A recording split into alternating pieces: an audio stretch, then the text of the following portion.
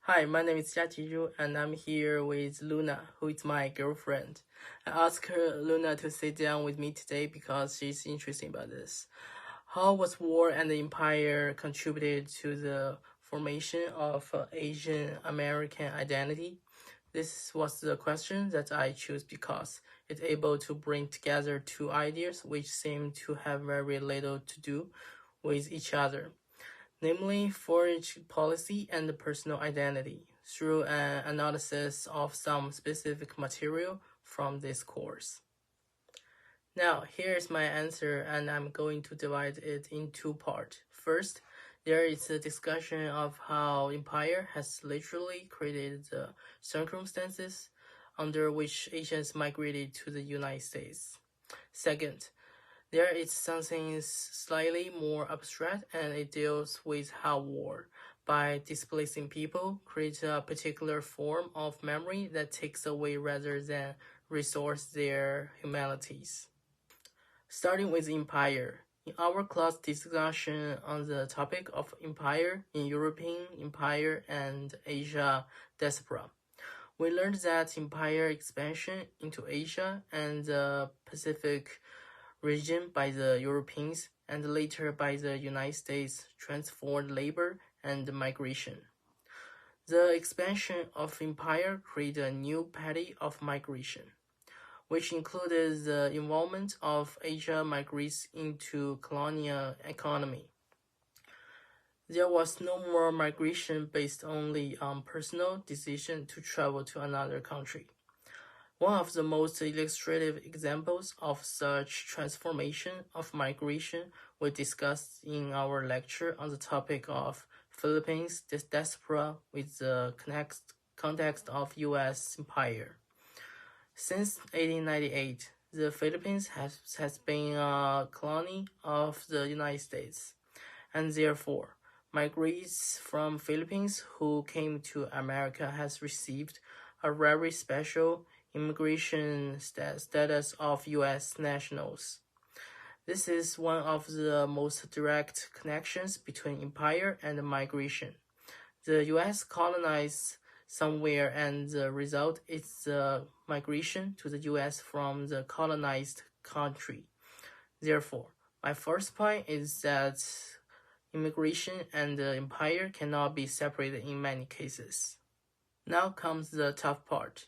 In Fire Road, Kim Fook begins with a very specific description of herself and her early life in Chuanban before June 8, 1972, climbing guava trees with her friend Han, her family's Tao-Dai religion, her mother's noodle shop, typical sibling madness. She takes the time to establish us in her as an individual with a particular family, a particular religion, a particular home, before Nippon or war enters the picture. On June 8, 1972, her village is struck by Nippon during a South Vietnamese airstrike which goes amiss, and she suffers serious burns on Route 1. And from that event comes her photography, The Nippon Girl. This is where the reticence of the second reading is most apparent. In Nothing Ever Dies, when Yuan mentions Kim Fook by name, he suggests that the image of Kim Fook becomes a source of repeated reference for Americans because, according to Yuan, Americans keep coming back to the image of Kim Fook, the Nippon transcend Kim Fook. The girl in the picture, her arm forever extended in a pose somewhat like the crucifixion, but they do not think about her. What Yuan tries to say in this chapter is that when we perceive others as victims, we rob them of their full subjectivity. We make them symbols that fulfill our senses of guilty and outrage rather than perceiving them as human beings. Thus, when I combine Fire Road with Nothing Ever Dies, the following idea emerged. The image of Kim Fook became a symbol of her suffering as the Nippon Girl, for decades. But her book tells the story in line with what Yuan says. She is a whole person, with her family and her faith and her childhood. In summary, war and imperialism have had two different impacts on Asian American identity. As the class lecture on European imperialism and the Philippine diaspora show, imperialism creates the necessary structure and law for migration to occur. Also, as showing Fire Road and Nothing Ever Dies, war creates a story of tragedy by reducing Asian people to symbolic figures. The process of reclaiming their identities, which involves insisting on their entire humanity before, during, and after war, is an important part of Asian American experience. Okay, so that's my answer. I'd love to hear your reaction. What part of that surprised you the most? I was surprised by how much history can affect people's lives today. I did not realize that events from many years ago can still influence families and communities. Okay, next one. Did you know the Philippines was a U.S. colony? How does that change how you think about Filipino immigration? I knew a little about the connection between the Philippines and the US, but I did not fully understand it. It makes me think about Filipino immigration as connected to history and politics, not only personal choice. Does anyone in your family or anyone you know have a story connected to war or migration like this? Yes, I know some people whose families moved because of difficult situations or better opportunities.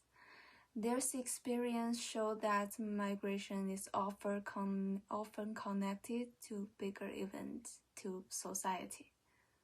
Had you heard of Kim Fook or that photo before? What did you know about the story behind it? I had seen the photo before, but I did not know much about her story. Learning about her experience helped me understand the human impact of war. Okay.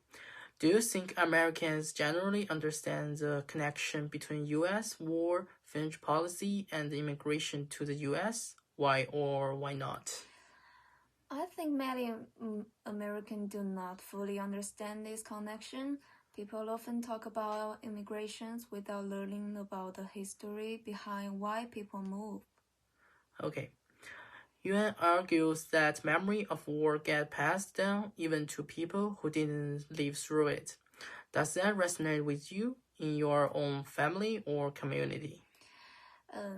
Yes, I think family story can continue through generation, even if people did not experience an event themselves. They can still feel its impact. If empire and war create these migrations, does that change how you describe someone as an immigrant via something else, like a refugee or colonial subject? Yes, it changed how I think about migration. Some people move because of choices, but others move because of wars, political problems, or historical situations.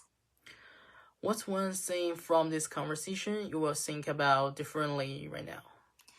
I will think more about the history behind immigration. I learned that migration is not always just about seeking a better life. Sometimes it is connected to difficult experience. Do you have any question about this conversation? No. Okay, thank you so much.